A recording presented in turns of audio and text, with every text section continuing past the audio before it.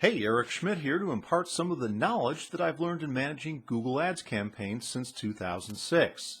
Today I'm going to talk about ad groups. How many do you need in each campaign? What's the right number?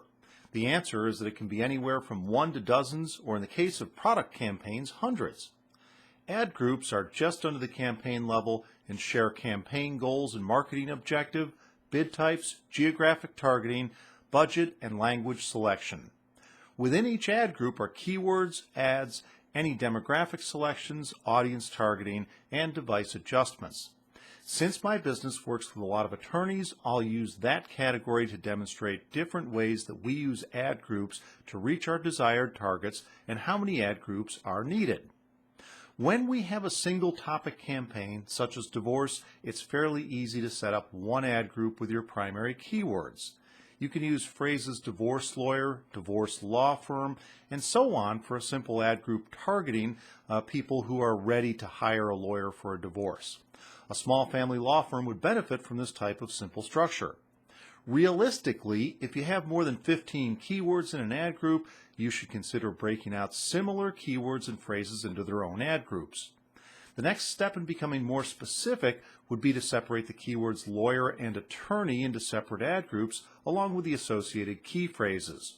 The benefit is that you match your keywords with your ad copy in an effort to improve quality scores. If you have the resources, you can create separate landing pages that are keyword specific for each ad group. You also have the ability when using manual bidding to adjust individual keyword bids based on which ones are converting. If you want to move up in the funnel to capture searchers when they're still in the research phase, another ad group might focus on those types of keywords. These are things like how to get divorced or divorce laws in your state or how is alimony determined. Generally, we're going to bid less on these keywords because people aren't ready to contact you yet. They're figuring out if they like you and would consider using your services. The landing page in this case may be part of your website or a longer format landing page that answers the question or questions posed by the search phrases. Going off topic for just a moment here, Google doesn't allow lawyers to remarket, and in the case of a divorce lawyer, it's easy to see why. Another option to engage people in the research phase is by making an offer of additional information that they'll receive in exchange for their name and email address. Communication can continue to encourage the new prospect via a drip campaign. For areas of law like personal injury, remarketing can be done using third-party software. All right, back on topic. When setting up separate ad groups in a campaign, it's important to not duplicate keywords. And when you have keywords that Google may take to have the same meaning, such as lawyer and attorney, it may be necessary to add the word not in that ad group as a negative. Remember, Google's exact match really means any word with the same meaning, and phrase matches include the meaning of a keyword, which can be fairly broad. This is an area to watch the search terms because when we have lawyer and attorney separated, we don't often see cross-contamination, but it can happen. An even better example of this is when running an accident lawyer ad group and a car accident lawyer ad group. The more general accident lawyer group was stealing car accident lawyer traffic from our client's campaign. Adding car as a negative to the accident lawyer group helped to increase quality scores and impression percentage. The car accident lawyer traffic went to ads that were specific to car accidents.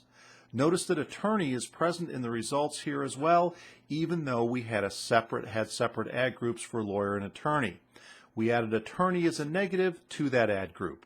For more advanced users, if you have single keyword ad groups, also known as SCAGs, you may end up with dozens of ad groups. So when should I use a separate campaign instead of ad groups? We had divorce campaigns running for one of our clients, and during the process of analyzing results, we found that the vast majority of impressions and clicks were coming from people over the age of 50. We created ad groups in the campaign and targeted 25 to 44 and 45 plus age groups in separate ad groups. But the problem persisted, and the search impression share for 25-44 was about 50% that of the older demographic. We knew that statistically people under the age of 45 were getting divorced, and we wanted a chance at that audience. We built new campaigns with separate budgets to target that age group and excluded the 25-44 demo from the original campaigns. That did the trick. Now we have comparable search impression shares for both campaigns, and the client saw an increase in contacts from the under 45 demo. The best way to figure out how many ad groups you need in each campaign is to have clear goals with defined outcomes. Is it a certain number of leads or a defined lead cost? Maybe it's reaching a certain search impression share. If you aren't reaching those goals, dig into the numbers in your campaigns. That means deep into the numbers to understand what campaigns, ad groups, keywords, ads, and landing pages are producing your leads, and which leads are converting into clients. Then prioritize that which is producing and isolate it so that you can allocate more budget to it. Test variations of that which is converting but at a higher cost, and reduce or eliminate that which isn't working. I hope this has been helpful. If you like this information, go ahead and subscribe to our YouTube channel. We'll look forward to seeing you in the next video.